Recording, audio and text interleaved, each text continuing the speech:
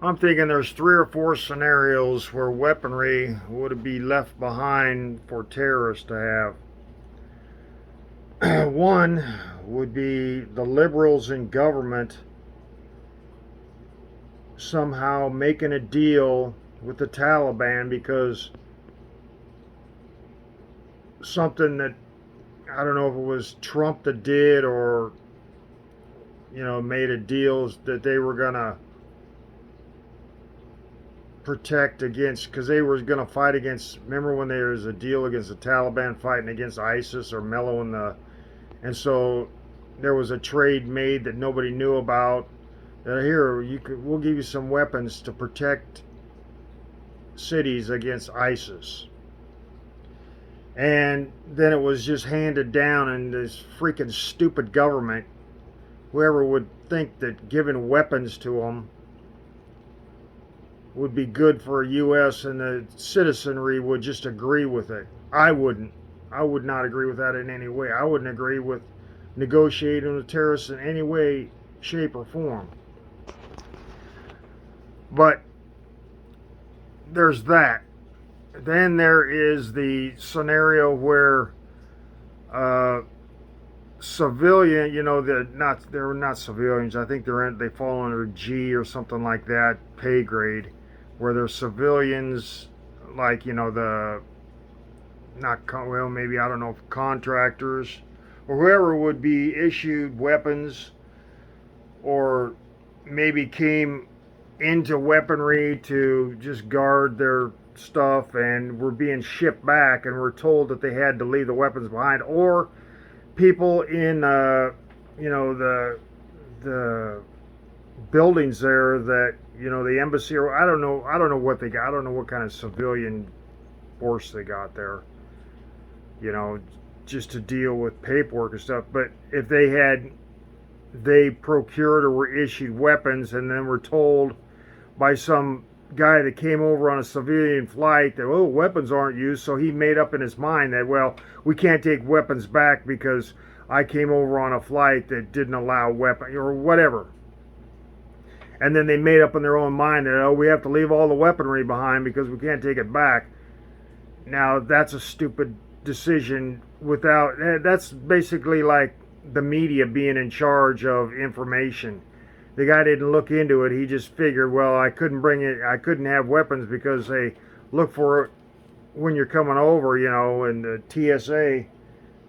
So we sure as heck can't take it back. Now, I'm guessing if they're taking stuff back, if they're sending military back, their military shuttles, most of it's going to be, I don't know if it's military flight or if there's going to be civilian planes that are converted that have received military funding and for converting their aircraft during like large type operations where they'd have to haul large amounts of troop because military didn't have enough, anyway, they received funding and then they were liberal, over this and would then not allow weapons on their planes. So somebody said, well, the civilian aircraft won't allow weapons on the plane, so we can't take it back. Now that's just a lack of that's just a more government bullshit that is lacking in enforcing. This is almost should be like martial law, and any civilian aircraft that's going to be taking military back should be allowed. Their rules are out the window. What's going to be necessary is the military rules put into effect instead of this. That's a problem with these politicians. They're civilians. They have no freaking experience except the stupidity of laws and agendas that they deal with daily to keep their political prowess and their social attention and popularity intact, to just agree with 99% of whatever's said instead of taking and stand on stuff and saying, well, this is stupid, we can't allow this, and then that kind of attitude hits the news, and whether they win it or not, I don't know. But anyway, that's another form. Or there could be those. I just seen a video where, I was thinking there was like vehicles left. And I don't know. There might be, which I don't believe. I don't believe. I don't think. I don't pay taxes. I don't even. I don't even feel like U.S. citizens have to agree with a government decision to leave weapons behind for terrorists to have. That is the stupidest thing I've ever heard. Now I'm thinking M4s, M2s, aircraft, whatever kind of vehicle the U.S. has paid taxes to operate, buy, make, or whatever, should not be left. Not only is it weaponry, but it's metal, so it's a non-renewable resource, which we need more almost than weaponry. So we shouldn't be leaving all this non-renewable resource behind, or weaponry. Everything should be brought back.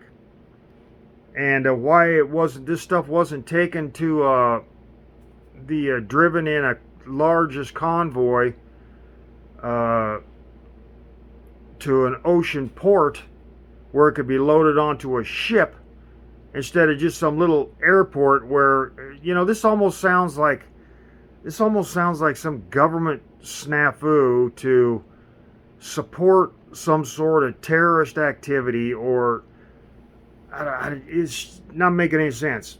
But there's the deal with a small unit officer saying, well, we can't take this stuff back, because this, that, or the other, because he's hurt or whatever.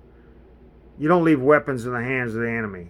I mean, that's just, even though, people think, well, they've done this for ages, they just now realizing that they're leaving them in mass forces or mass amounts for the enemy to grab up.